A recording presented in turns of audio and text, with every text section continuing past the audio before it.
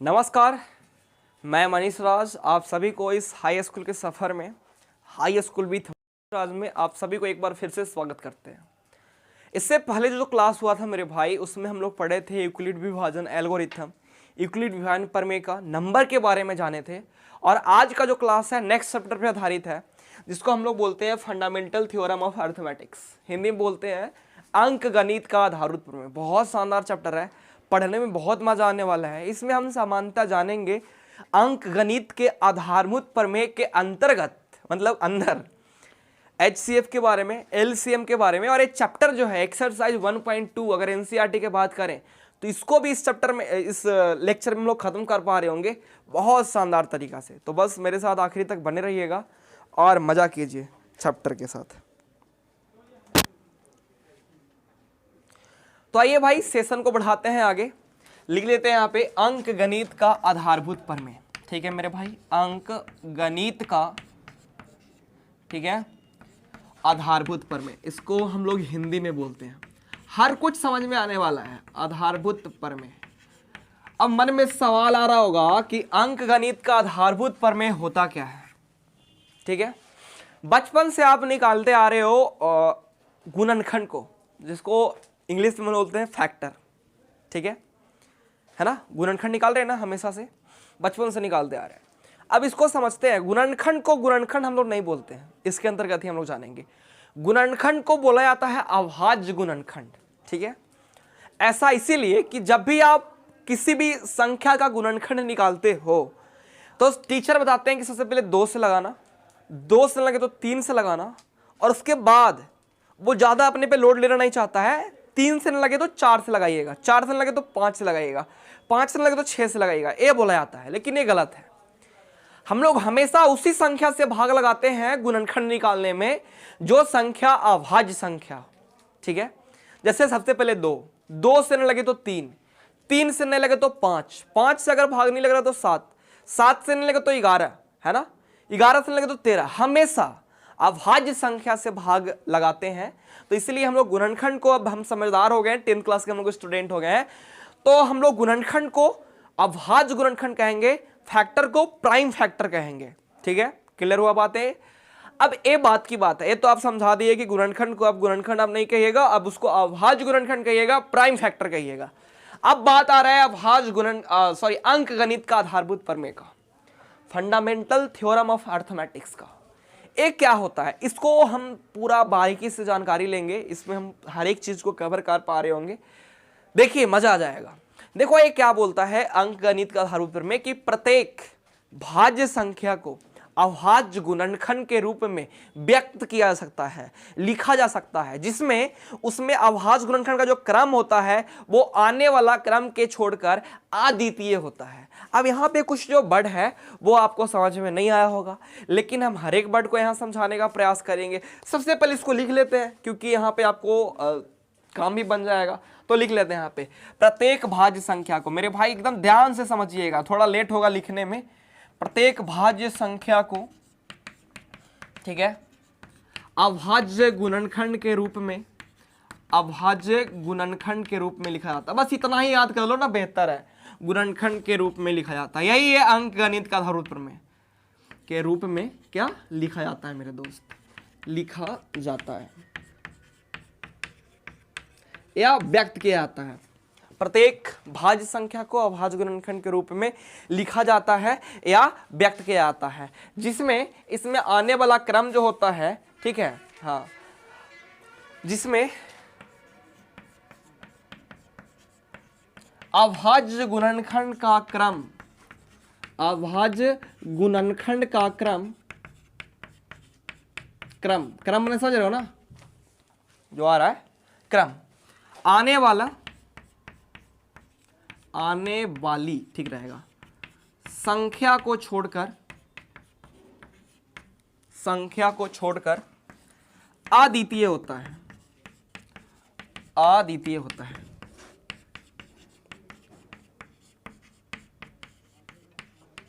अब समझना, अद्वितीय बहुत सारा टेंशन हो गया होगा, अद्वितीय समझ में नहीं आता है तो आप लोग को हम समझाते हैं। अद्वितीय मतलब केवल एक, ठीक है, अद्वितीय मतलब एक और केवल एक, ठीक है, इससे कंफ्यूज मत होना। अद्वितीय मतलब दूसरा कोई नहीं, एक और केवल एक होता है जो क्रम होता है आने वाली संख्या का, ठीक है। हाँ, इसका अर्थ होता है इसके समान दूसरा नहीं, ठीक है, इसके समान दूसरा कोई नहीं हो, अद्वितीय का अर्थ दूसरा वर्ड में अगर समझे तब।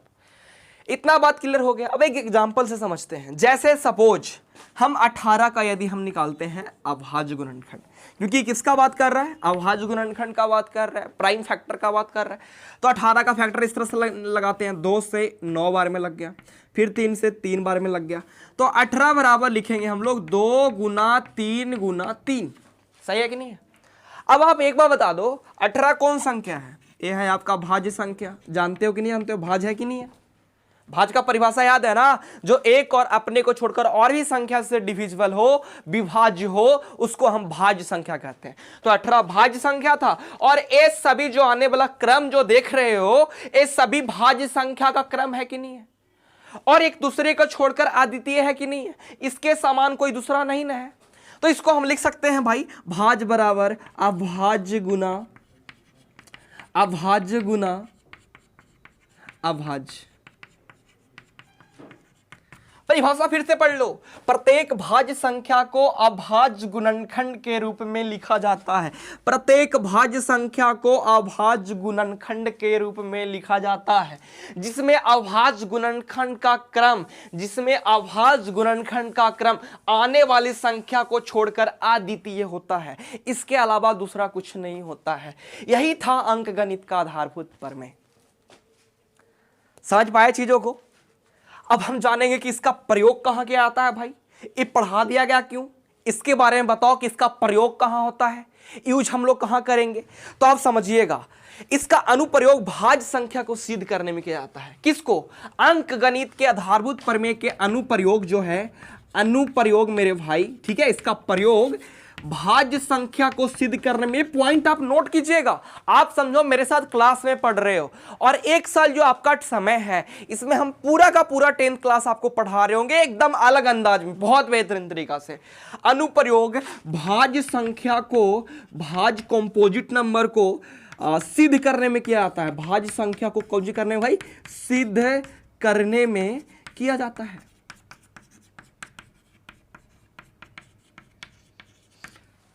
क्लियर हुआ चीजें? इसका अनुप्रयोग कहां पे? भाज्य संख्या को कौन करने में, सिद्ध करने में किया जाता है। नेक्स्ट पॉइंट है, ठीक है, हाँ, इसका जो खोजकर्ता थे, जो दिया गया फ्रेडरिक गॉस को दिया गया, ठीक है, हाँ, इसका श्रेय, इसका खोजकर्ता जो थे सामान्यतः फ्रेडरिक गॉस, खोजकर्ता, समझना, खोजकर्ता फ्रेडरिक, हमको लिखने में भी थोड़ा दिक्कत हो सकता है, नहीं ऐसे नहीं होगा, फ्रेडरिक गॉस अंकगणित के आधारभूत प्रमेय का खोजकर्ता कौन थे? फ्रेडरिक गॉस साहब थे। और इन्हें पता है क्या कहा जाता है? इन्हें कहा जाता है मैथमेटिक्स का राजकुमार, ठीक है, गणितज्ञों का, मैथमेटिशियन का राजकुमार, ये फ्रेडरिक गॉस को कहा जाता है। क्या दिए थे? अंकगणित का आधारभूत प्रमेय। हाँ, फ्रेडरिक गॉस को क्या कहा जाता है? मैथमेटिशियन का राजकुमार, ठीक है, हाँ, लिख देते हैं गणित का राजकुमार। गणित का राजकुमार कौन थे?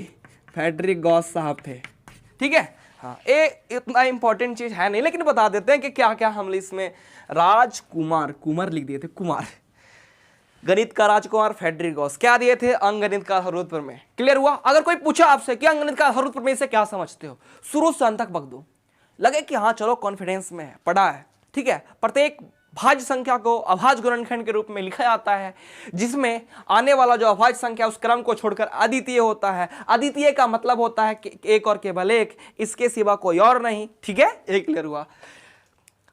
अनुप्रयोग, इसका अनुप्रयोग कहां किया जाता है? इसका अनुप्रयोग भाज्य संख्या को सिद्ध करने में किया जाता है। और खोजकर्ता कौन थे? फ्रेडरिक गॉस थे, जिन्हें गणितों का राजकुमार कहा जाता है। क्लियर हुआ चीजें? ये था अंकगणित का आधारभूत प्रमेय, ठीक है। अब आगे बढ़े, चाहते हैं इसको मिटाने का इजाजत, और कॉन्सेप्ट में आगे बढ़ते हैं, मजा आ जाएगा भाई, ठीक है, आगे बढ़े, चलिए आगे बढ़ते हैं।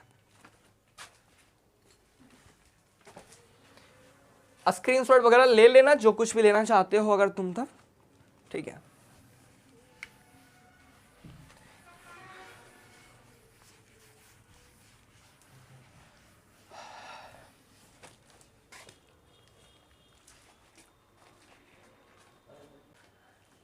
चलिए भाई अब बात करते हैं नेक्स्ट टॉपिक का। नेक्स्ट टॉपिक है HCF, मसा। भैया मसा तो हम ऑलरेडी 3 में पढ़ चुके थे, लेकिन इसके बारे में पूर्ण ज्ञान 10th में होने वाला है आपको। तो आइए बात करते हैं HCF का। मेरे भाई बहुत बहुत मजा आने वाला है। हाईएस्ट कॉमन, ठीक है, फैक्टर, हर एक पॉइंट यहां समझाएंगे। हाईएस्ट कॉमन फैक्टर, जिसको प्यार से हम लोग छोटा नाम रखना हमेशा पसंद करते हैं, ठीक है, छोटा नाम बोलना हम लोग को बहुत पसंद है, बहुत बड़ा चीज नहीं, क्योंकि आदमी हमेशा छोटा चीज को याद रखता है, ठीक है।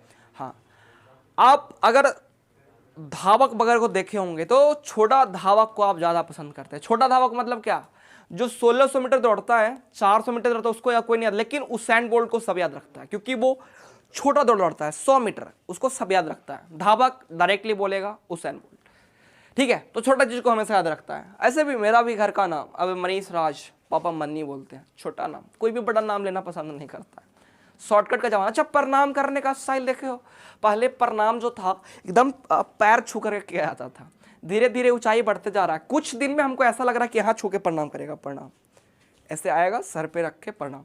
समझ में आया कि नहीं? तो धीरे धीरे धीरे धीरे शॉर्ट होते जा रहा है, समझ में आया कि नहीं? तो ये इसलिए इसको हम क्या बोलते हैं, HCF, हाईएस्ट कॉमन फैक्टर, ठीक है। हाँ, इसको हाईएस्ट को अगर हिंदी में इसको हम तोड़ तोड़ के लिखें तो देखो, इस तोड़ तोड़ के बना देते हैं, थोड़ा इंतजार कीजिए, मजा लेके पढ़िए, ठीक है। इसको बोलते हैं महत्तम। हाईएस्ट मतलब क्या, महत्तम मतलब बड़ा। कॉमन मतलब सम, कॉमन समझ रहे हो ना, कॉमन जो सभी में हो, कॉमन, इसको बोलते हैं सम। तो महत्तम प्लस सम प्लस फैक्टर। फैक्टर मतलब होता है अपवर्तक। अपवर्तक समझाएंगे आपको, अपवर्तक बहुत सारा के समझ नहीं आते, से आता भी होगा सबको। अपवर्तक, महत्तम सम अपवर्तक, तो इसको हम समझ ही रहे हो, एकदम जोड़ करके इसको बना दिया महत्तम समापवर्तक। महत्तम समापवर्तक, ए बना दिया गया महत्तम समापवर्तक, जिसको हम प्यार से मसा भी कहते हैं ना, मसा, मसा सीख ले रे, है ना, मसा बोला जाता है, महत्तम समापवर्तक। क्लियर है चीजें? ये सभी पॉइंट को जानना जरूरी है, और भी बताएंगे इसमें चीजें। अच्छा, इसको पता है एक और नाम है GCD, इसको टॉपिक को एकदम शानदार तरीका से पढ़ते हैं, GCD, ठीक है। अब इसको भी जान लेते हैं, GCD क्या होता है। G मतलब ग्रेटेस्ट, ग्रेटेस्ट, C मतलब कॉमन, ठीक है, और D मतलब क्या, डिवाइजर, ठीक है। D मतलब क्या मेरे भाई, डिवाइजर, ग्रेटेस्ट कॉमन डिवाइजर, जिसको हम शॉर्ट नाम क्या बोल रहे हैं, GCD। तो इसको बहुत कम यूज किया जाता है, सामान्यतः हम लोग HCF का यूज करते हैं, है ना, कि HCF फाइंड आउट करो। GCD के भी बोले हो नहीं? तो देखो भाई, इसमें हम कुछ बताएंगे नहीं कि महत्तम समापवर्तक किसको कहते हैं, क्योंकि इसका हिंदी से ही पता चल रहा है। महत्तम मतलब बड़ा, सम मतलब कॉमन, अपवर्तक मतलब जिसे कट रहा है, जिसे भाग लग रहा है, तो वो अपवर्तक हो गया, है ना। तो इसका हिंदी के रूपांतरण से ही पता चल रहा है कि इसका परिभाषा क्या होने वाला है, ठीक है। हाँ, अब देखो, हाँ कोई पूछेगा, HCF का एक और नाम GCD, क्या बोलते हैं इंग्लिश में, ग्रेटेस्ट कॉमन डिवाइजर। क्लियर है चीजें? देखो, इसको HCF निकालने का 3 विधि है, पॉइंट बनाते हैं। HCF निकालने का 3 विधि है, जिसमें हम एक को बता चुके हैं। निकालने का 3 विधि है मेरे भाई, 3 विधि है। HCF निकालने का कितना विधि है, 3 विधि। तीनों को बारे बताए, मजा आ जाएगा। पहला प्राचीन विधि, ओल्ड मेथड, प्राचीन विधि, जिससे पहले वाला आदमी निकालता था, प्राचीन विधि। सभी का बात करेंगे मेरे भाई, प्राचीन विधि। सेकेंड जो है, सेकेंड, ये आप पढ़े हो, इससे पहले वाला चैप्टर में हम आपको पढ़ाए हैं सेकेंड वाला विधि को, यूक्लिड विभाजन एल्गोरिथम विधि द्वारा। लिख लेते हैं, यूक्लिड विभाजन एल्गोरिथम, एल्गोरिथम विधि। याद है ना, यूक्लिड डिवीजन एल्गोरिथम, याद होगा? अगर नहीं है, अगर इसको पढ़ना चाहते हो फर्स्ट चैप्टर को, यूक्लिड डिवीजन एल्गोरिथम को, तो प्लेलिस्ट बना दिया जाएगा, वहां से जाके देख लो, या चैनल को खोलो, वहां पे जाके देख सकते हो। यूक्लिड डिवीजन एल्गोरिथम तो बहुत बेहतरीन तरीका से हम पढ़ाए हैं आपको, ठीक है। तो उसको भी अगर आप नहीं पढ़े हो तो पढ़ सकते हो।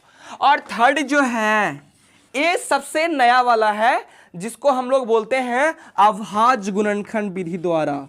अभाज्य जो पढ़े हैं इस चैप्टर में पढ़ना है, अभाज्य गुणनखंड विधि, प्राइम फैक्टर मेथड, ठीक है, प्राइम फैक्टर मेथड। हाँ, ये कौन सा विधि है? बाई ओल्ड में, इंग्लिश लिख दे ठीक रहेगा, बाई ओल्ड मेथड, क्योंकि कोई कोई इंग्लिश मीडियम वाला गाली देगा अगर सपोज क्लिक करके खोल लिया तो। यूक्लिड विभाजन एल्गोरिथम, ठीक है, यूक्लिड डिवीजन एल्गोरिथम, ठीक है पाउन। और ए वाला अभाज्य गुणनखंड विधि, प्राइम फैक्टर मेथड, ये भी लिख लेते हैं, थोड़ा सा टाइम लगेगा लेकिन कोई बात नहीं, प्राइम फैक्टर मेथड। क्लियर है चीजें? अब सबसे पहले बारी आ गया प्राचीन विधि का, वाई ओल्ड मेथड का। इससे कैसे आदमी पहले निकालता होगा HCF? तो आइए बात करते हैं फर्स्ट का, प्राचीन विधि। डायरेक्ट बताएंगे, ऐसा नहीं कि इसका परिभाषा बताइए भैया प्राचीन विधि का, तो दो तमाचा मारेंगे। प्राचीन विधि इसको बोलते हैं, इंग्लिश तो यहां जरूरी नहीं है लिखने का, आप समझ ही गएंगे। प्राचीन विधि, प्राचीन विधि में जैसे हम सपोज एग्जांपल ले रहे हैं, 18 और 32 का HCF निकालो, 18 और 32 का HCF फाइंड आउट करो, क्योंकि टॉपिक तो पढ़ रहे हैं HCF, है ना, या GCD भी लिख सकता है, ग्रेटेस्ट कॉमन डिविजर। अब 18 और 32 का पहले वाला जन जो था, किस तरह से इसका HCF निकालता था, इसका बात करते हैं। तो सबसे पहले 18 का लिखेंगे अपवर्तक। भैया अपवर्तक क्या होता है? बोलेंगे जिस जिस से कट रहा है ना संख्या, वो सभी इसका अपवर्तक है, ठीक है। तो आप बता दो, समझ में आ गया अपवर्तक? ये वाला पॉइंट जो आपको अगर क्लियर नहीं होगा तो, जिस जिस से कट रहा, जिस जिस से डिवाइड हो रहा है, स्टार्टिंग से लिखना स्टार्ट करो, वो 18 का अपवर्तक होगा। जैसे एक से डिविजिबल हो रहा है कि नहीं हो रहा है, दो से डिविजिबल हो रहा है कि नहीं, तीन से कट रहा है कि नहीं कट रहा है, 4 से कट रहा है नहीं, 5 से नहीं, 6 से कट रहा है कि नहीं कट रहा है, 7 से नहीं, 8 से नहीं, 9 से कट रहा है, और फिर 18 से केवल कटेगा। तो ए इसका ना भाई अपवर्तक हो गया। क्या हो गया? अपवर्तक। अब हमको करना क्या है?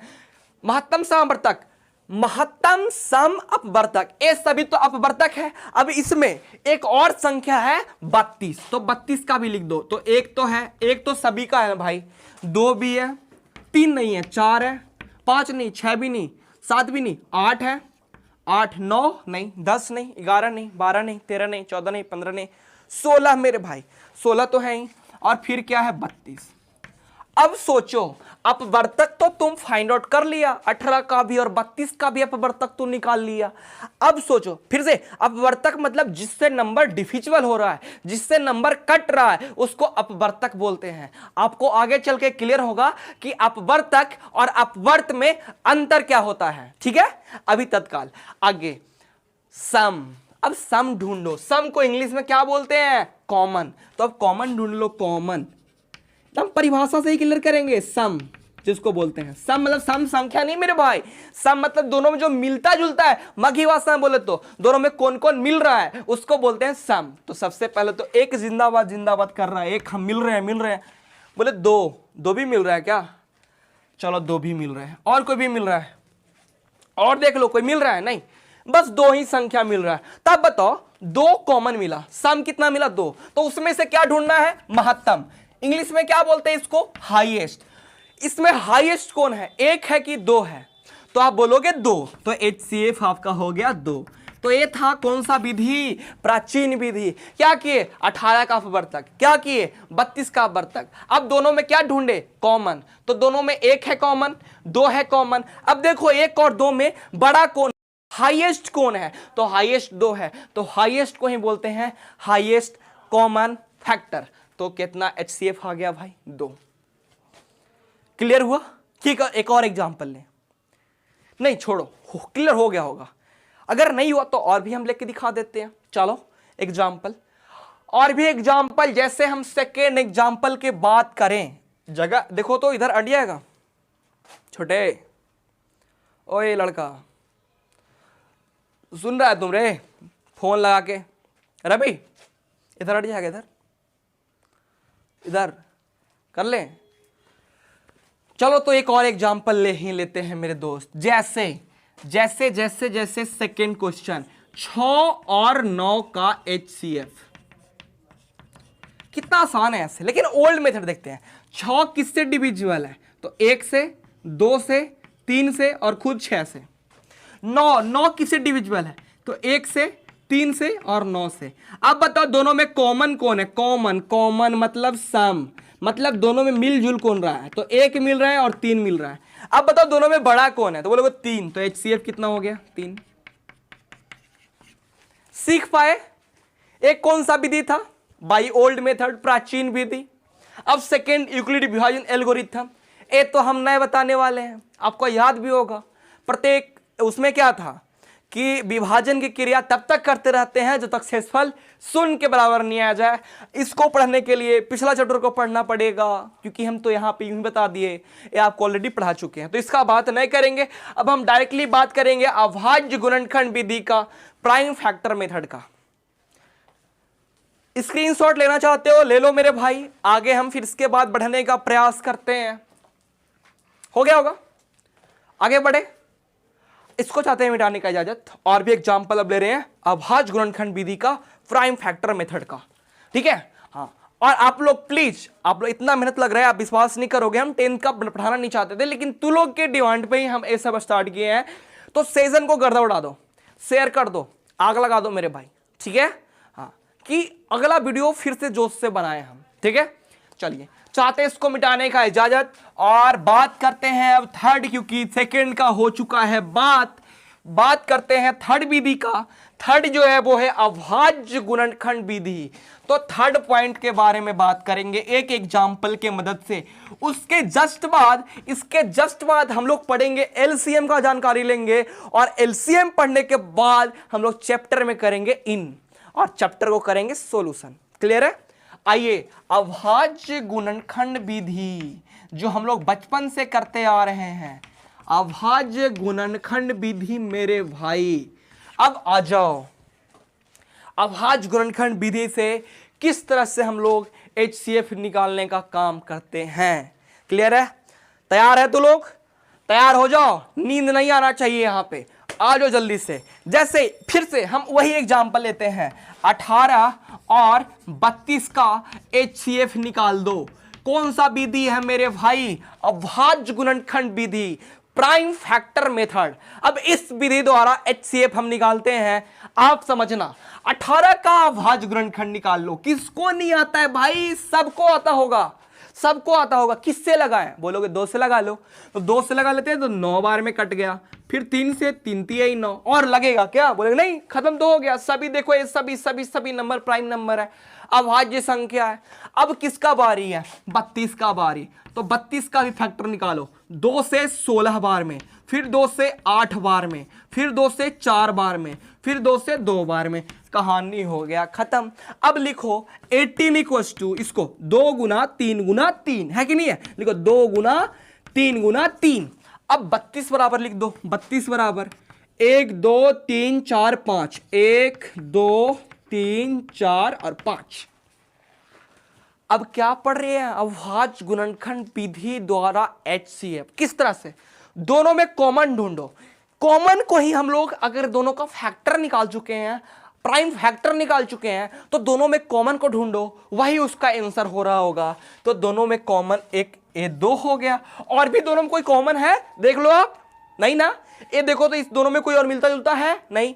तो यहां पे आपका HCF हो गया मेरे भाई 2, क्योंकि एक ही संख्या दोनों में मिल पा रहा है। क्लियर हुआ चीजें? और भी एग्जांपल के मदद से आपको समझाने का प्रयास करते हैं। जैसे 60 और 90 का अगर हम लेना चाहें HCF, आइए मेरे भाई मिटा दे इसको, और दूसरा एग्जांपल के मदद से HCF समझने का प्रयास करते हैं अभाज्य गुणनखंड विधि द्वारा। नहीं, सब फील हो रहा है, सोच रहे थोड़ा थोड़ा बोलने के लिए। किसी ऐसा पता है? वो नहीं बोलता न्यूज चैनल वाला, उसी तरह से आ जाओ। अभी हम लोग युवा हैं, कुछ भी कर सकते हैं। समझ में आया कि नहीं? युवा समझते हो ना? असंभव को भी संभव बना दे, उसको युवा कहते हैं। जिसका जोश कभी खत्म नहीं हो, धीरे धीरे इंक्रीज करे और आसमान को छू ले, उसको कहते हैं युवा। समझ में आया कि नहीं? अभी हम लोग जस्ट युवा हैं। एक होता है संक्रमित युवा। संक्रमित युवा समझते हो? संक्रमित युवा मतलब उसके अंदर का मतलब जो एनर्जी है वो खत्म होता जाता है, लेकिन हम लोग को धीरे धीरे बढ़ते जाता है। और आप सभी में एज सही होना चाहिए, ठीक है। हाँ, मिटा दे भाई। और भी एग्जाम्पल लेने का प्रयास करते हैं। देखिए दोस्त, देते हैं इसको मिटा और बात करते हैं नेक्स्ट। अरे मिटा तो दिए, कोई बात नहीं, आप तो समझ ही रहे होंगे कि क्या हम पढ़ा रहे हैं अभी, है ना। अब जैसे 60 और 90 का HCF, 60 और 90 का HCF, थर्ड विधि, थर्ड मतलब कौन सा भाई? अभाज्य गुणनखंड विधि। तो 60 का क्या निकालोगे? फैक्टर लगा लो, 2 से 30 बार में, 2 से 15 बार में, फिर 3 से 5 बार में। क्लियर हुआ? और नहीं लगेगा। अब 90 का लगा लो, 2 से 45 बार में, फिर 3 से 15 बार में, फिर 3 से 5 बार में। अब ये नहीं बोलना कि भाग कैसे लगाया, तुम सभी को आता है। अब बताओ 60 बराबर लिख लो 2 गुना 2 गुना 3 गुना 5, और 90 बराबर भी लिख लो 2 गुना 3 गुना 3 गुना 5। अब देख लो भाई दोनों में कॉमन कौन कौन सा है। तो ये 5 भी कॉमन है भाई, एक 2 भी कॉमन है भाई, एक 3 भी कॉमन है भाई, और कॉमन है? बोले नहीं ये दोनों तो बच गया, इस तो कॉमन है ही नहीं। तो बोले HCF लिख लो भाई, HCF। तो HCF क्या होगा भैया? 2 एक कौन मिला, 3 एक कौन मिला, 5 एक कौन मिला, 5 3 15, 15 दूना 30। HCF कितना आ गया आपका? 30। क्लियर हुआ? आगे बढ़े। HCF का दाह संस्कार हो चुका है। अब हम आगे बढ़ते हैं और बात करते हैं LCM का। तो HCF निकालने का कितना विधि है? 3 विधि। पहला प्राचीन, दूसरा यूक्लिड विभाजन एल्गोरिथम, और तीसरा अभाज्य गुणनखंड विधि, जो कि हम इस पे करेंगे क्वेश्चन। You are ready? तैयार हो आप सभी भाई? ठीक है। हाँ, तो आगे बढ़ते हैं भाई, बात करते हैं नेक्स्ट पॉइंट का, और चाहते हैं इसको मिटाने का इजाजत।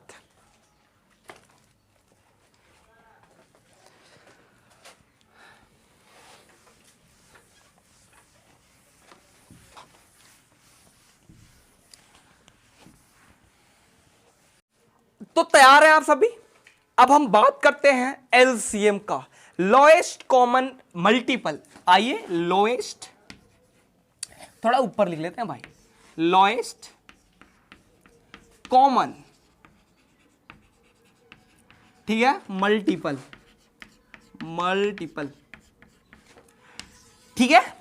अब इसको समझेंगे हर एक पॉइंट को। लोएस्ट मतलब क्या होता है? लोएस्ट मतलब होता है लघुत्तम, हाईएस्ट मतलब महत्तम, और इसका मतलब लघुत्तम। कॉमन मतलब क्या? सम, तो लघुत्तम प्लस सम, ठीक है, प्लस मल्टीपल मतलब समझना, वहां फैक्टर था जिसको हम अपवर्तक कहते थे, और मल्टीपल को अपवर्त कहते हैं। अपवर्त, ये हो गया आपका मेरे भाई अपवर्त, ये हो गया लघुत्तम सम अपवर्त। और इसको जोड़ करके हम इस तरह से लिख देते हैं लघुत्तम समापवर्तक, समापवर्तक। ये लिखा जाता है मेरे भाई जोड़ करके, लघुत्तम समापवर्तक, ठीक है। अब भाई इसका परिभाषा नहीं लिखाने वाले हैं, इसका हिंदी से ही पता चल रहा है। लघुत्तम मतलब छोटा सा, सम मतलब सभी में जो हो कॉमन चीज, अपवर्त, अपवर्त मतलब क्या होता है? पहाड़ा। अपवर्त मतलब क्या? पहाड़ा। एक का अपवर्त, तो एक एकम एक, एक दूना 2, फिर 3 4 5, ये एक का अपवर्त हो गया, ठीक है। अगर 2 का तो 2 दूना 4 6 8, ये सभी जो है 2 का अपवर्त हो गया। तो अपवर्तक अपवर्त में समझ आ रहा है तुमको? अपवर्त मतलब होता है उसका पहाड़ा, और अपवर्तक मतलब होता है कि वो किससे भाग लग रहा है। एक क्लियर हो गया? अब बताओ, इसको प्यार से छोटा नाम दे देते हैं LCM। LCM lowest common multiple, ठीक है। अब इसमें डायरेक्टली मुद्दा पे आते हैं, समझ गए होंगे LCM बोलते किसको हैं, ठीक है। अब देखो, हाँ इसका इसी से पता चल रहा है, लघुत्तम समापवर्तक, छोटा कॉमन और उसका पहाड़ा, ठीक है। इसको निकालने का भी 3 विधि है। फर्स्ट विधि के बात करें तो फर्स्ट ओल्ड मेथड, वही प्राचीन विधि मेरे भाई, इसको भी निकालने का 3 विधि। पहला प्राचीन विधि हो गया, सेकंड जो है वो है परंपरागत भाग विधि, परंपरागत भाग विधि, इसमें भी भाग विधि है मेरे भाई। और आखिरी जो है थर्ड है, वो जो उसमें भी पढ़े थे, ये है अभाज्य गुणनखंड विधि। अभाज्य गुणनखंड विधि मेरे भाई, ये 3 हो गया। अब स्टार्ट करते हैं। सबसे पहले प्राचीन विधि के बात करते हैं एलसीएम निकालने के लिए। इसके जस्ट बाद हम लोग चैप्टर में करेंगे प्रवेश। ठीक है मेरे भाई, आइए अब आइए पहला विधि के बारे में बात करते हैं, चर्चा करते हैं प्राचीन विधि के बारे में कि किस तरह से एलसीएम निकाला जाता होगा। प्राचीन विधि, ठीक है दोस्त, प्राचीन विधि मतलब पुराना वाला विधि। जैसे हम एग्जांपल ले रहे हैं कि 4 और 6 कॉमन देते हैं, 8 का एलसीएम कौन सा विधि से? Old method, by old method से, प्राचीन विधि से। तो हम बोलते हैं कि यहां पे किसका जरूरत है? अपवर्त का। अपवर्त मतलब क्या होता है? पहाड़ा। तो 4 का पहाड़ा पढ़ना स्टार्ट करो। तो 4 एकम 4, 4 दूना 8, 4 तिहाई 12, 4 चौका 16, 4 पंचे 20, 4 छक 24। छोड़ देना भाई, आगे कितना पढ़ेंगे, आगे जरूरत होगा तो पढ़ेंगे। 6 का भी पढ़ना अपना स्टार्ट कर। तो 6 एकम 6, 6 दूना 12, 6 तिया 18, 6 चौको 24, 6 पंचे 30, 6 छक 36। छोड़ दे भाई, 8 का पढ़ा स्टार्ट कर। तो 8 एकम 8, 8 दूना 16, 8 तिहाई 24, 8 चौका 32, 8 पंचे 40, 8 छक 48। अब सोचो कोई कॉमन मिल रहा है इसमें भाई? इसमें कोई कॉमन मिल रहा है सभी में, और सबसे न्यूनतम होना चाहिए जो कि देख लो तो। हाँ, अपन को मिल गया। तुमको मिला क्या? देखो 4 तो ये भी कॉमन नहीं है, 8 सभी में नहीं है, 12 ये दोनों में है, इसमें नहीं है, तो कॉमन नहीं है। तीनों में कॉमन होना चाहिए। अच्छा आगे 16 नहीं है। सबसे है ना प्राचीन विधि में क्या है, हम सबसे पहले अपवर्त को ढूंढ रहे हैं, उसके बाद सम को ढूंढ रहे हैं, और सबसे छोटा होना चाहिए। ठीक है, तो सबसे छोटा मिला 24। देखो 24, 24, 24। तो यहाँ पे एलसीएम बराबर कितना हो गया आपका? 24। तो ये बहुत हार्ड मेथड था प्राचीन विधि। सोचो अगर 137, 138 का, 137, 274 का अगर पूछ दिया, या और कोई भी नंबर बड़ा बड़ा सा नंबर हो, और प्राचीन विधि से सॉल्व करें तो पसीना छूट जाएगा, क्योंकि उतना तो टेबल याद ही नहीं है। 2-3 साल लगेगा हम लोग को करने में, है ना। 9455 और कुछ दे दे, 10,256 मतलब 55, और उसका पूछ दे, तो बताओ प्राचीन विधि से एलसीएम निकालने में हम लोग को हालत देनी है, होने वाला है कि नहीं होने वाला है? तो प्राचीन विधि बहुत घाटिया विधि था। सोचो कितना बड़ा टेबल पढ़ना। आज किसी को अगर 8 का टेबल पता नहीं है तो बताओ गड़बड़ होगा कि नहीं होगा? उससे एलसीएम कभी निकलेगा ही नहीं। तो ये मेथड ना हार्ड मेथड है प्राचीन विधि। हार्ड मतलब क्यों? क्योंकि बड़ा नंबर दे देगा तो वहां पे तकलीफ हो जाएगा। क्लियर है? तो इस विधि का यूज अब ना के बराबर होता है, अब होता है परंपरागत भाग विधि का यूज, जो हम लोग बचपन में सीख रहे होते हैं, और अभाज्य गुणनखंड विधि जो हम लोग के यहाँ पे बनाना है। तो हम अब आगे बढ़ें कि और भी एग्जाम्पल लेके मदद करें आपको। जैसे और भी एग्जाम्पल लेते हैं मेरे भाई, आप टेंशन क्यों लेते हो? हम और भी एग्जाम्पल लेते हैं। जैसे दूसरा हो गया 9, 12 और बस 9, 12 का एलसीएम। क्लियर है? 9, 12 का एलसीएम। तो 9 का पहाड़ा पढ़ो, जो 12 का पहाड़ा में भी आना चाहिए और पहला नंबर होना चाहिए। ठीक है, तो 9 एकम 9, 12 भी स्टार्ट करो। तो 12 हो गया, 24 हो गया, 12 36, फिर 9 दूना 18, 9 3 27, 9 चौका 36, 9 5 45, 9 छक 54, 9 7 63, 9 8 72, 9 9 81, 9 10 90। इसको भी बढ़ जाओ, 36 48, 60, 72, 84, 96, 108, 120। ठीक है, इसको भी आगे बढ़ा सकते हैं क्या? बिल्कुल बढ़ा सकते हैं। 98, 106, 115, 124। तो ये सभी, हाँ इधर भी आगे बढ़ा ले भाई, इधर भी आगे बढ़ा ले, आगे बहुत थोड़ा बढ़ा सकते हैं, इसमें दिक्कत वाला बात है नहीं। अब सोचो इतना टेबल पढ़ लिया ना, इतना पहाड़ा पढ़ लिया ना, अब सबसे लोएस्ट कौन है? क्योंकि लोएस्ट हमको चाहिए, लोएस्ट लघुत्तम सम माने बराबर अपवर्तक। तो लोएस्ट यहाँ पे 9 है क्या? नहीं। 18 है क्या? नहीं। 27 है क्या? नहीं। 36, हाँ भाई ये देखो 36। तो यहाँ पे एलसीएम मिल गया, कितना मिल गया? 36। तो 9, 12 का एलसीएम कितना होता है? 36 होता है। क्लियर हुआ चीजें? समझ पाए? समझ पाए तो एक आखिरी पॉइंट जान करके हम लोग आगे बढ़ेंगे वो है अभाज्य गुणनखंड विधि। प्राचीन विधि हो गया और परंपरागत विधि की भी बात करेंगे, क्योंकि दो विधि आपका बचा हुआ है। तो चाहते हैं इसको मिटाने का इजाजत, और बात करते हैं परंपरागत विधि का। ये सबसे इजी वाला विधि है, ये हम सभी जानते हैं। तो इसीलिए हम इसको एक एग्जांपल लेंगे केवल, परंपरागत विधि द्वारा किस तरह से हम लोग HCF को फाइंड आउट करते हैं, LCM को फाइंड आउट करते हैं, इसके बारे में। चलिए सेकेंड मेथड, स्क्रीनशॉट ले लिए होंगे या समझ पाए होंगे चीजों को। आगे बढ़ते हैं। सेकेंड विधि, परंपरागत विधि, सबसे इजी वाला विधि। जैसे 12, 18, 9 का LCM ज्ञात करो, तो ऐसे करते थे 12, 18 और 19, इस तरह से। याद है? अरे इधर क्लास चल रहा है ना, तो समझ में ना आ रहा है? अरे लड़का तो नहीं यार।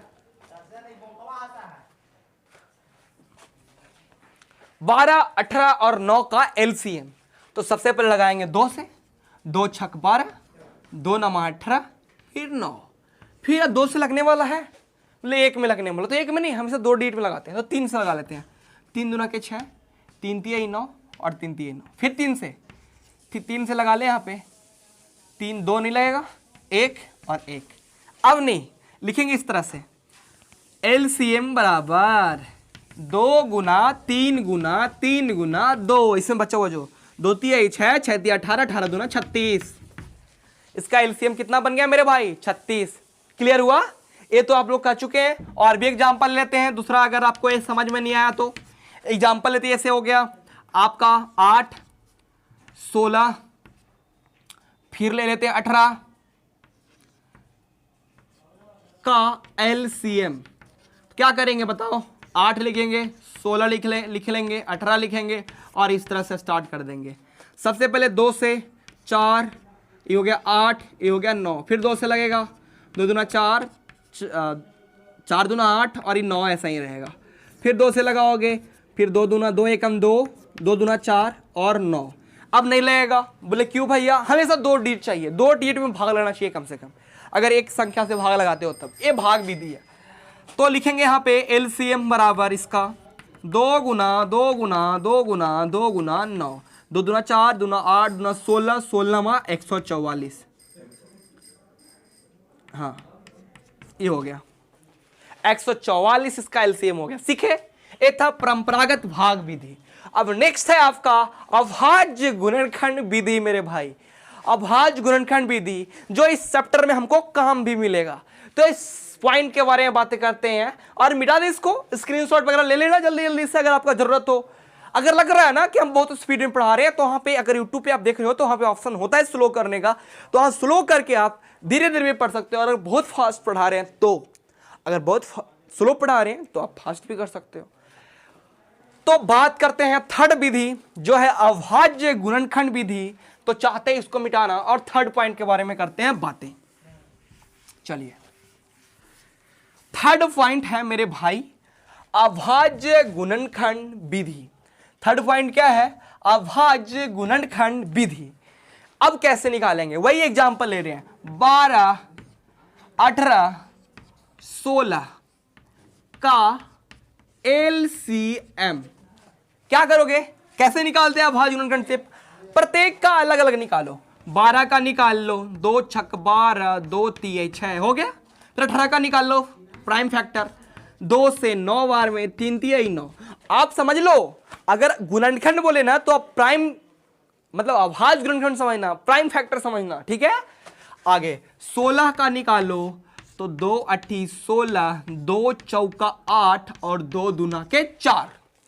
अब देखो लिखो 12 इक्वस टू 2 गुना 2 गुना 3 मेरे भाई, 18 इक्वस टू 2 गुना 3 गुना 3 और 16 इक्वस टू 2 गुना 2 गुना 2 गुना 2। अब सोच लो तुम, LCM निकालने के लिए प्राइम फैक्टर मेथड द्वारा जो कॉमन मिलता है उसको लिखेंगे। ये 2 कॉमन मिल गया, ये लिख लिए LCM में, और जो नहीं कॉमन मिलेगा उसको भी लिखोगे। अब देखो और भी कॉमन को ढूंढ लो मेरे भाई। ये देखो एक 3 कॉमन मिल गया तो इसको ढूंढ लिए। अच्छा और मिला नहीं, अच्छा ये 3 अकेले हैं, अच्छा इस 2 का भी कॉमन है, इधर इधर इधर इधर, इसको साइड 3 के करके चलो। अब बताओ, एक 2 मिला इसमें से, एक इसमें से 2 मिला तो इसमें से, एक 3 इसमें से मिला तो इसमें से। तो बोलोगे मन में सवाल होगा भैया तीनों में मिलेगा तब, बोले नहीं 2 में भी मिलेगा, उसको भी कॉमन तुम ले लेना, जरूरी नहीं है कि सभी में मिलना चाहिए। ए 2 देखो 12 में मिला 16 में, तो इसको लिखा कि नहीं लिखा, और ये 2 तीनों में मिला तो लिखा कि नहीं लिखा, एक ही बार। और एक 3 तो दोनों में मिल रहा है 12 और 18 में, तो इसको भी लिखा कि नहीं लिखा, और जो ना भी मिला है उसको भी लिखना पड़ेगा। तो यहाँ पे कौन कौन नहीं मिला, एक 3 नहीं मिला तो एक और 3 को लिख लो, और ये 2 नहीं मिला तो एक दोनों 2 को लिख लो, हो गया। अब इसको कर लो गुना, 2 दूना 4, 3 12, 36, दूना 72, दूना 144। सीखे किस तरह से हम लोग एलसीएम निकाले, प्राइम फैक्टर मेथड द्वारा, अभाज्य गुणनखंड विधि द्वारा। कितना आसान था मेरे भाई, समझ पाए चीजों को। एक और एग्जांपल ले, एक और एग्जांपल ले, तो क्योंकि चैप्टर में इसका काम है तो आप लोग वहां पे भी सीखोगे चीजों को। छोड़ो इतना से आप समझ में आ पाए होंगे। अब चैप्टर में डायरेक्टली यून करते हैं और वहां पे है ही क्वेश्चन, तो उससे भी क्लियर हो जाएगा। ठीक है, अब एक पॉइंट इसमें इन करने से पहले एक पॉइंट के बारे में जान लेना जरूरी है, वो हम बता देते हैं। हम वो बात करेंगे संबंध के बारे में। किसके बारे में मेरे भाई, संबंध, एलसीएम, एचसीएफ और दिए हुए संख्याओं के बीच संबंध के बारे में बातें करेंगे। तो इस पॉइंट को याद रखिएगा। अब इसको स्क्रीनशॉट ले सकते हो, चाहते इसको मिटाने की जरूरत, और चैप्टर में इन करने से पहले एक पॉइंट के बारे में बात करेंगे जो आप समझिएगा। ठीक है, चलिए बात कर लेते हैं भाई।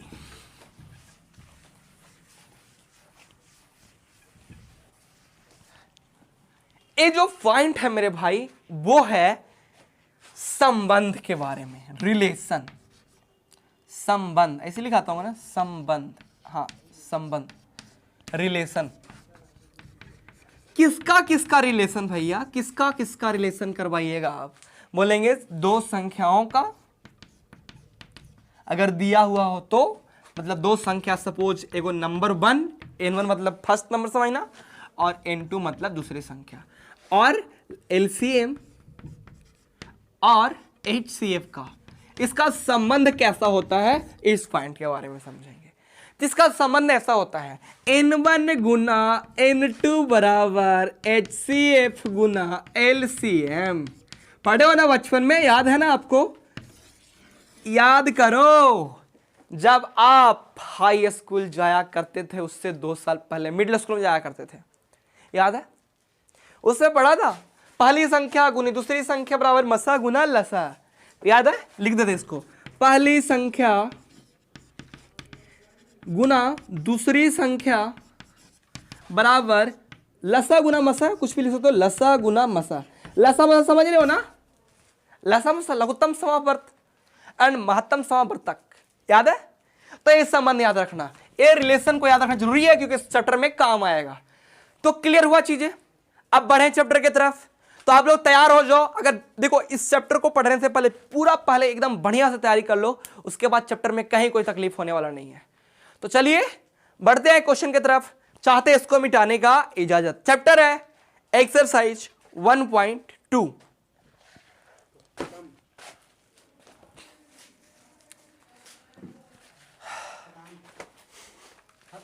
हाँ चलिए अब हम बात करते हैं एक्सरसाइज 1.2 का।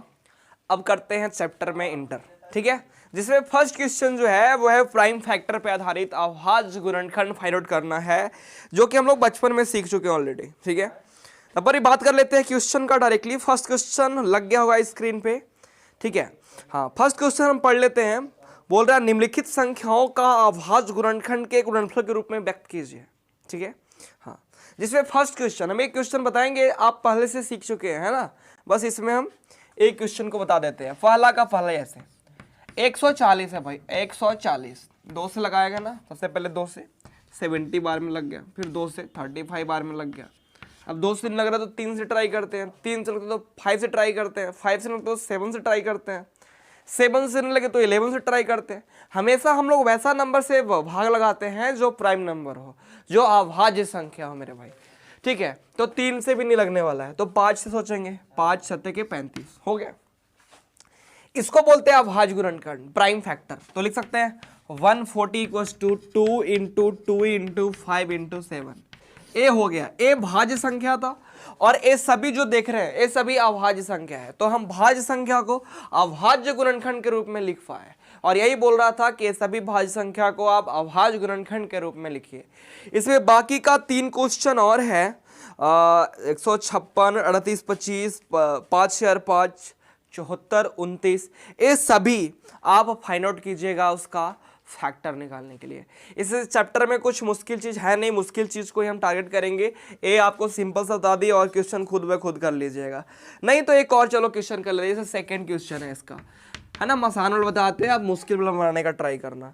156 है, इसका प्राइम फैक्टर चाहिए, अभाज्य गुणनखंड चाहिए। 2 से लगाएंगे 78 बार में लग जाएगा, फिर 2 से लगाएंगे 39 बार में लग जाएगा, फिर 3 से लगाएंगे 13 बार में लग जाएगा। ये हो गया इसका प्राइम फैक्टर। लिखेंगे 156 equals to 2 into 2 into 3 into 13। ये एक अभाज्य संख्या था और इसको देखो हम किस तरह से लिख पाए, इसको हम अभाज्य गुणनखंड के रूप में लिख पाए। और यही तो था अंक गणित का आधारभूत में, कि प्रत्येक भाज्य संख्या को अभाज्य गुणनखंड के रूप में लिखते हैं, जिसमें अभाज्य संख्या का आने वाला जो क्रम होता है उस संख्या को छोड़ करके अद्वितीय होता है। ठीक है, हाँ, इससे पहले हम लोग किए थे। तो ये हो गया अभाज्य गुणनखंड। बाकी जो क्वेश्चन बचा हुआ है आप खुद कीजिएगा और हम आगे बढ़ते हैं सेकेंड क्वेश्चन की तरफ। सेकेंड क्वेश्चन आपको रिलेशन बताए थे, संबंध बताए थे इससे कुछ देर पहले, है ना, इसको मिटा दें, आप कर लेना क्वेश्चन आगे। ठीक है, अब सेकंड क्वेश्चन की तरफ आगे बढ़ जाते हैं और सेकंड क्वेश्चन की बात करते हैं मेरे भाई। सेकंड क्वेश्चन क्या है, बोल रहा है कि सेकंड क्वेश्चन लगा दो स्क्रीन पे और सेकंड क्वेश्चन की बात कर लेते हैं। बोल रहा है पूर्णांक को निम्नलिखित इगुमों के HCF और LCM फाइंड आउट कीजिए सबसे पहले, तथा इसकी जांच कीजिए कि दो संख्याओं का गुणनफल जो है वो बराबर होता है HCF गुना LCM का। ए प्रूव करके दिखाना है। ठीक है, तो पहला क्वेश्चन, दूसरा का पहला क्वेश्चन लग गया स्क्रीन पे, दूसरा का लग गया, लगा दो। तो इसमें पहला क्वेश्चन है 26 और 91, सेकंड का जो फर्स्ट क्वेश्चन है 26 और 91, और इसको ला करके दिखाना है। देखो कितना आसानी से हम लोग कर पाते हैं। सबसे पहले इसका निकालेंगे HCF और LCM। पहला संख्या 26 है, दूसरा संख्या 91 है, दोनों का निकालो सबसे पहले फैक्टर। 2 से लग गया 13 बार में, और तो लगने वाला है नहीं यहाँ पे। अब 91 का बात करते हैं, तो यहाँ पे 91 किससे डिवाइड होगा, 7 से, है ना, 7 से डिवाइड हो जाएगा आपका कितना बार में, 13 बार में।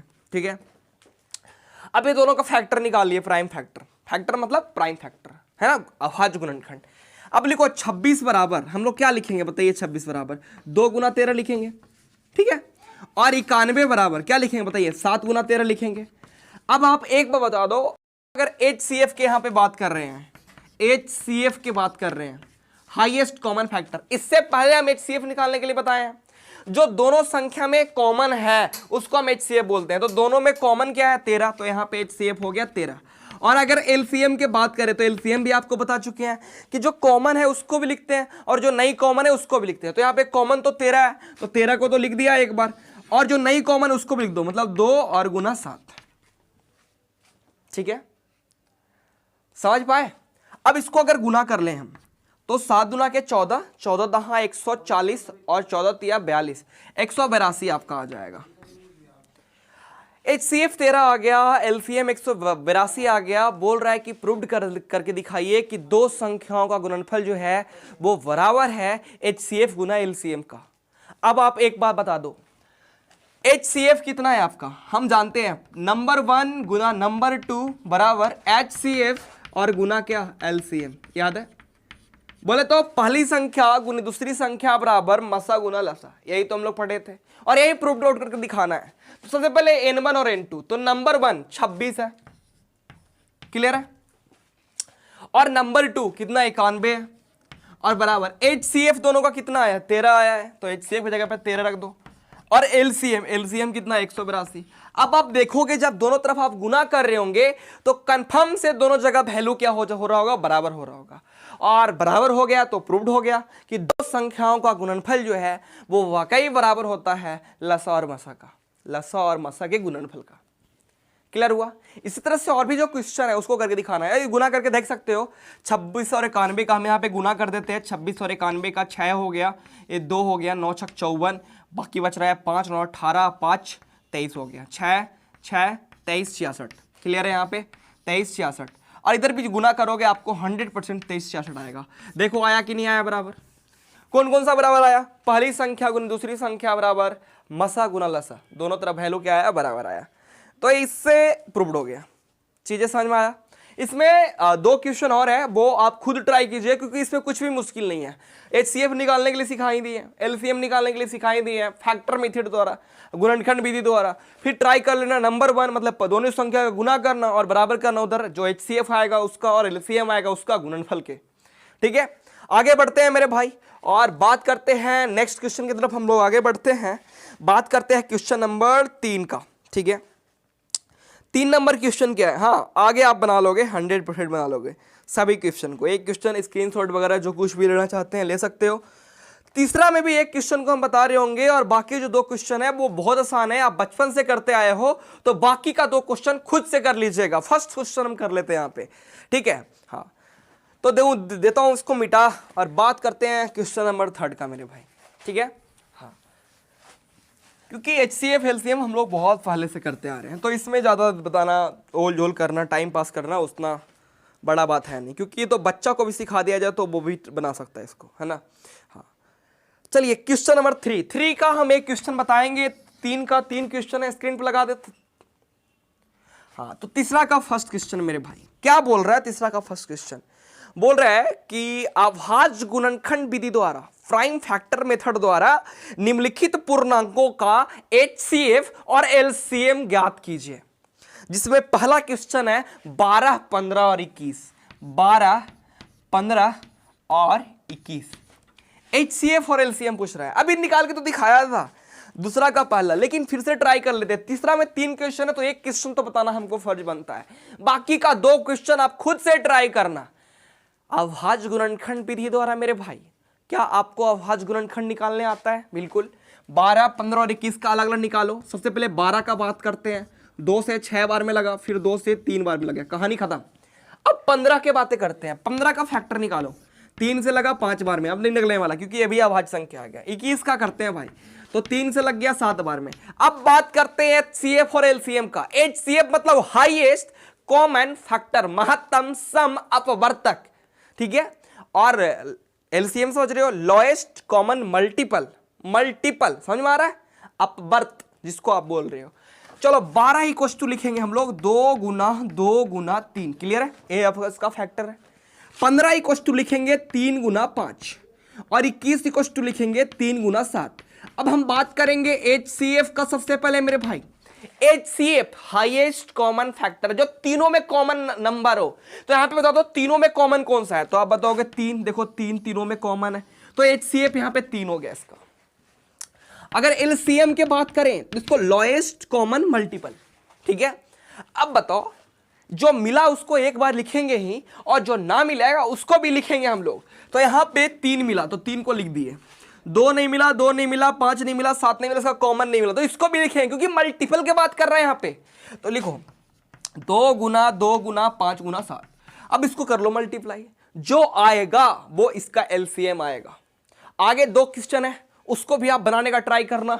इसी तरह से जो सभी में मिले वो HCF, जो मिले और ना भी मिले, मिले उसको एक बार लिखना है और ना मिले उसको भी मल्टीपल के रूप में लिखना है, तो वो है LCM। इसको आप गुना कर सकते हो, 3 दूना 6, 6 पंचे 30, 30 दूना के 60 और 60 सते 420।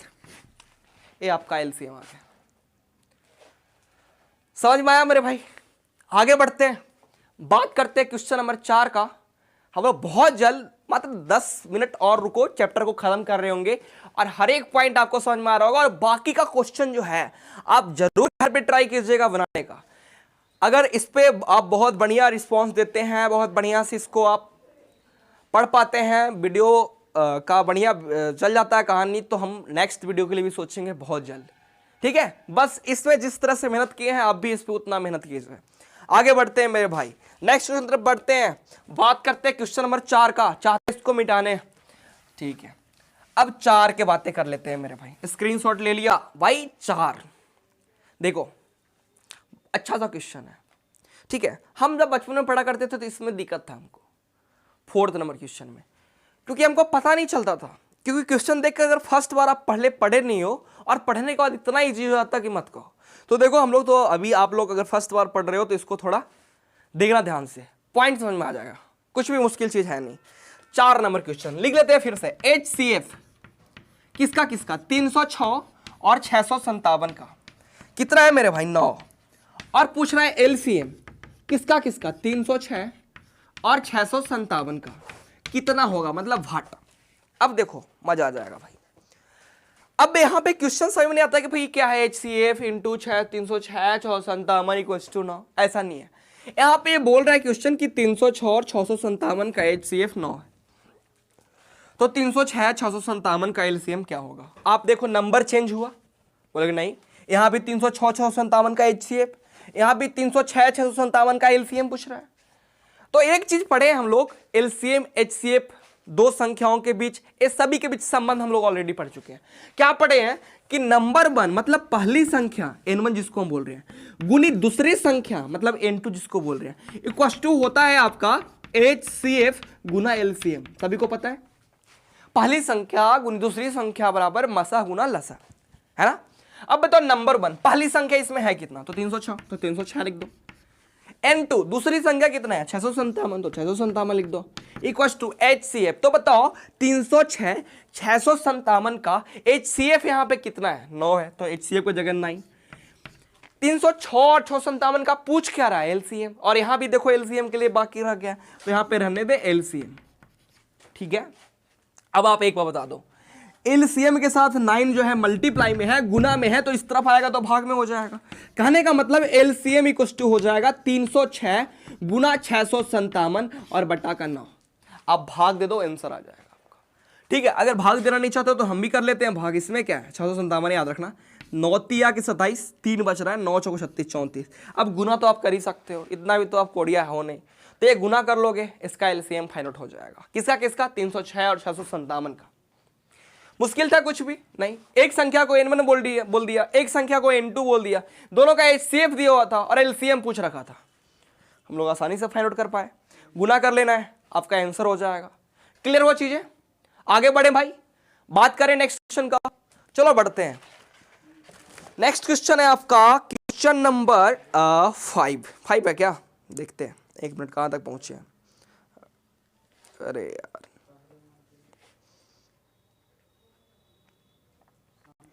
हाँ, अरे हाँ 5। अब आगे बढ़ते हैं, क्वेश्चन नंबर 5 की बात करते हैं भाई, ठीक है। 5 नंबर क्वेश्चन लगा दिए स्क्रीन पे, 5 नंबर बाबू। चलिए इसको चाहते हैं मिटाना, कुछ भी मुश्किल था नहीं। अब समझिएगा ध्यान से, जो नेक्स्ट क्वेश्चन आप देखने को मिल रहा है क्वेश्चन नंबर 5, इसको केवल समझना है, आप समझोगे हर एक क्वेश्चन कर पाओगे आसानी से। हम पढ़ लेते हैं क्वेश्चन नंबर 5 को। बोल रहा है जांच कीजिए कि क्या किसी प्राकृत संख्या n के लिए संख्या 6 के पावर n अंक 0 पर समाप्त हो सकती है। किसी संख्या n के लिए 6 के पावर n क्या कभी 0 पर समाप्त हो सकती है, ये बात कर रहा है। अब देखना ध्यान से, 6 के पावर n भाई ध्यान समझना, हम लिख लेते हैं 6 के पावर n है संख्या, क्या कभी 0 पे समाप्त हो सकती है। अब समझो ध्यान से, आप एक बात सोच लो कि 0 पे समाप्त होने संख्या का सूची बनाओ सबसे पहले, ठीक है। सबसे पहले हम एक एग्जांपल के मदद समझाना चाहते हैं।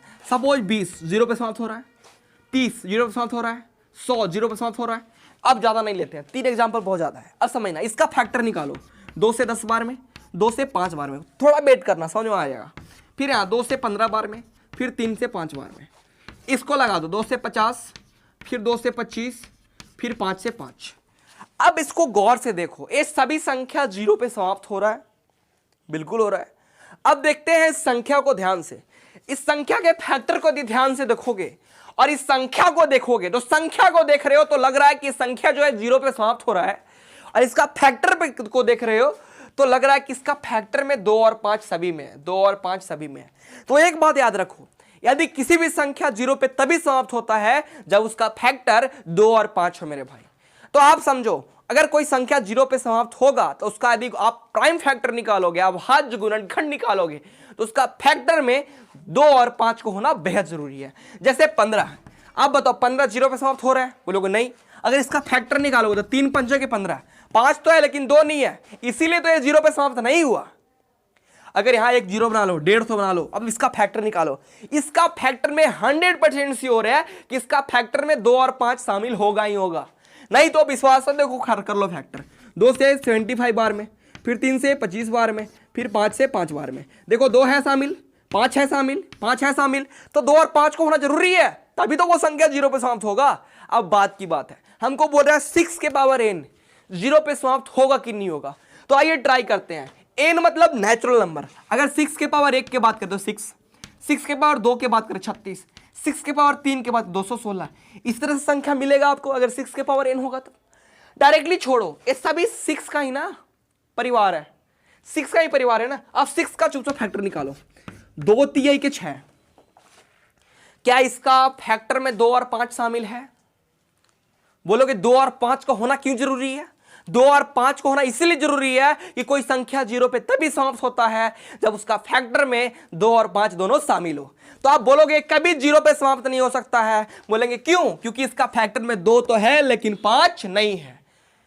और किसी भी संख्या को 0 पे समाप्त होने के लिए उसके फैक्टर में, उसका गुणनखंड में 2 और 5 का होना बहुत जरूरी है। तो आप इसको बोल सकते हैं क्या था, 6 के पावर n कभी 0 पे समाप्त नहीं होगा, क्योंकि 0 पे समाप्त होने के लिए किसी भी संख्या का गुणनखंड में 2 और 5 का होना बहुत जरूरी है। क्लियर हुआ? लिख पाओगे? आगे बढ़े मेरे भाई, नेक्स्ट की तरफ आगे बढ़ते हैं। ठीक है, कि लिख ले इसको, लो लिख देते हैं, क्योंकि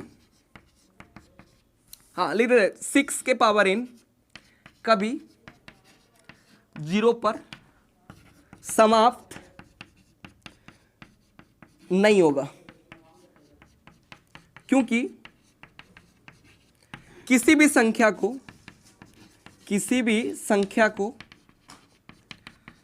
0 पर समाप्त होने के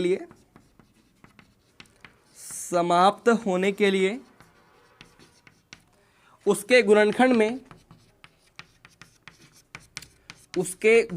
में 2 और 5 का होना जरूरी है। क्लियर हुआ? आगे बढ़े भाई, बढ़ते हैं आगे, नेक्स्ट की तरफ बात करते हैं क्वेश्चन नंबर 6 का। ठीक है, ये 6 नंबर क्वेश्चन लगा दो स्क्रीन पे। चलिए मेरे भाई, छठा में भी आपको कॉन्सेप्ट समझ में आएगा, बहुत बेहतरीन तरीका से हम छठा को सॉल्व करने का प्रयास करते हैं। अब 6 नंबर क्वेश्चन लगा दीजिए स्क्रीन पे, 6 नंबर क्वेश्चन लगा दो स्क्रीन पे, लग गया? चाहते हैं इसको मिटाने का इजाजत मेरे भाई, और बात करते हैं क्वेश्चन नंबर 6 का। ठीक है, क्या बोल रहा है क्वेश्चन नंबर 6, इसके बारे में बातें करते हैं। मिटा दे, स्क्रीनशॉट ले लिया होगा, एक अनुमान लेना क्या है, आप सीख गए होंगे, इसमें कुछ भी मुश्किल चीज था नहीं इसमें भाई। चलिए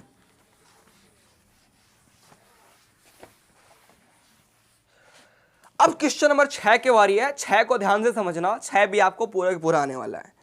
बोल रहा है व्याख्या कीजिए कि 7 × 11 × 13 + 13, लिख लेते हैं भाई, 7 × 11 × 13 + 13। क्लियर है? और एक और क्वेश्चन है, ये तो फर्स्ट क्वेश्चन है आपका। सेकेंड क्वेश्चन है आपका 7 × 6 × 5 × 4 × 3 × 2 × 1 + 5 भाज्य संख्या है।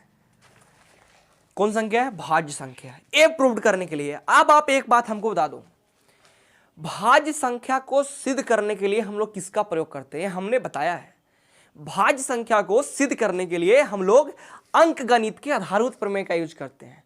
अंकगणित का आधारभूत प्रमेय बतलाता है कि किसी भी भाज्य संख्या को अभाज्य गुणनखंड के रूप में लिखा जा सकता है।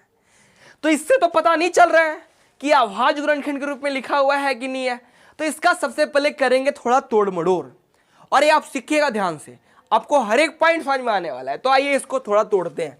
देखो तो 13, इधर भी 13, इधर भी प्लस है बीच में, तो क्या यहां से 13 को कॉमन ले सकते हैं? बोलोगे बिल्कुल, तो 13 को ले लेते हैं कॉमन।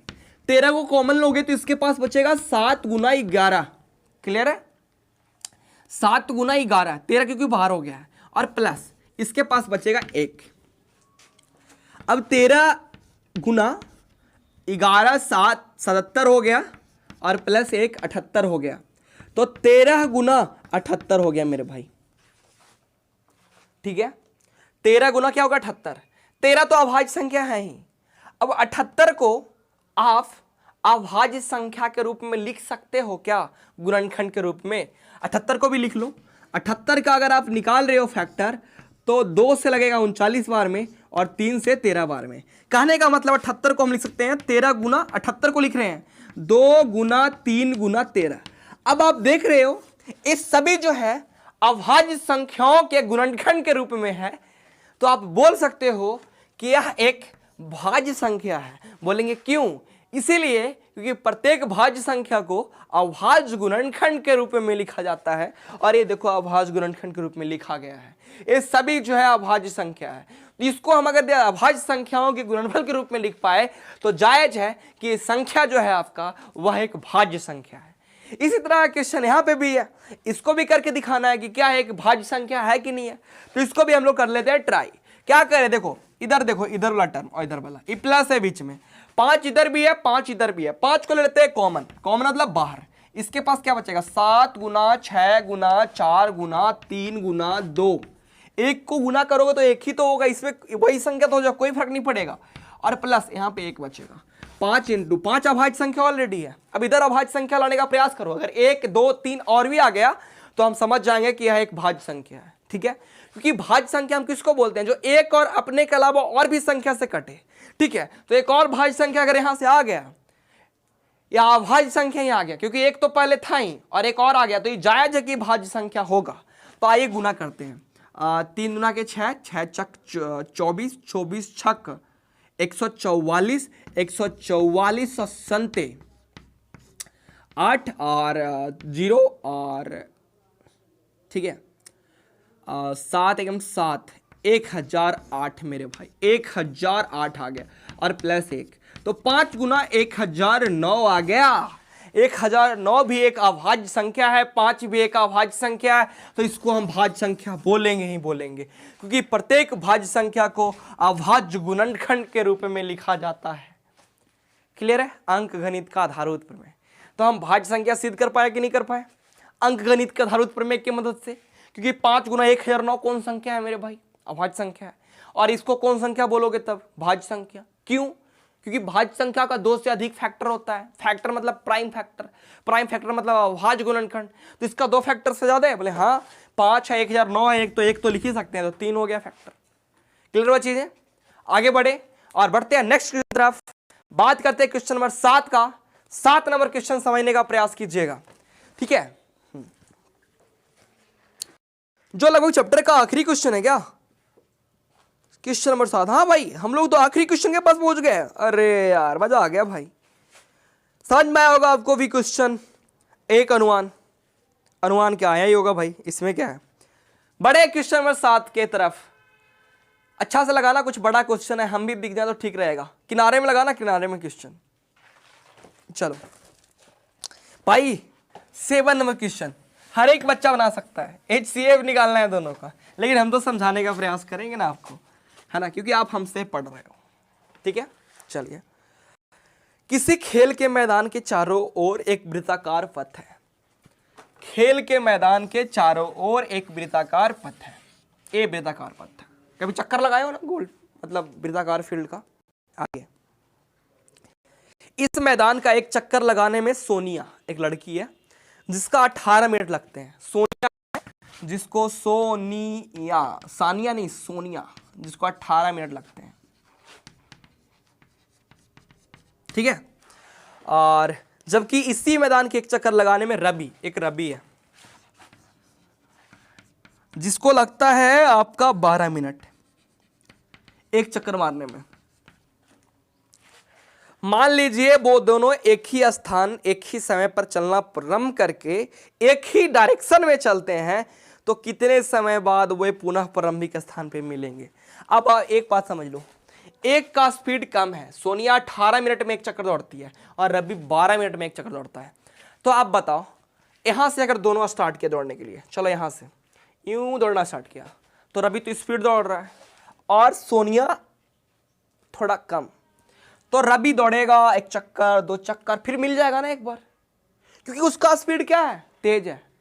तो वो आगे जाएगी तो पीछे से तो मिल जाएगा, क्योंकि इसका स्पीड देख लो 12 मिनट में दौड़ जाता है 1 चक्कर, और यार 18 मिनट में। तो भैया क्या आप बताओ, हम 18 मिनट में अगर 1 किलोमीटर दौड़ते हैं, कोई 12 मिनट में 1 किलोमीटर दौड़ता है, तो क्या उसका स्पीड तेज है? बिल्कुल तेज है।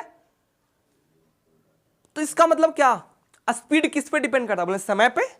समय जितना ज्यादा होगा, जितना ज्यादा लगेगा उतना स्पीड आपका कम होगा, और समय जितना आपका कम लगेगा स्पीड उतना ज्यादा होगा। ये बात आप समझिए। अब आइए ऐसी स्थिति में करेंगे क्या भैया? हम बोले देख ये तो समझ में आ गया कि आगे चल के मिल जाएगा, क्योंकि इसका स्पीड ज्यादा है और इसका स्पीड कम है, तो कितना देर बाद मिलेगा इसी को पूछना है ना। तो एक काम करो, दोनों का निकाल लो HCF। निकालने आता है 2 से 6 बार में और 2 3 6, क्लियर है। अब 18 का लगा लो, 2 से 9 बार में और 3 3 1 9। अब 12 इक्वल टू लिखेंगे 2 गुना 2 गुना 3, और 18 इक्वल टू लिखेंगे 2 गुना 3 गुना 3। मिलने का बात कर रहा है, हम क्या फाइंड आउट करेंगे? HCF। HCF किसको बोलते हैं? हाईएस्ट कॉमन फैक्टर को, महत्तम समावर्तक को। अब दोनों में कॉमन ढूंढ लो, 1 2 हो गया, चलो 1 3 हो गया, तो 2 गुना 3। HCF कितना? 6। आप देख लो 6 मिनट बाद रवि सोनिया को पीछे कर देगा, क्योंकि रवि का स्पीड ज्यादा है सोनिया के अपेक्षा। तो 6 मिनट बाद सोनिया को रवि पीछा कर देगा, मतलब पुनः मिल जाएगा, तभी तो पीछे होगा सर। ठीक है, 6 मिनट बाद। क्लियर हुआ क्वेश्चन? समझ पाए चैप्टर को?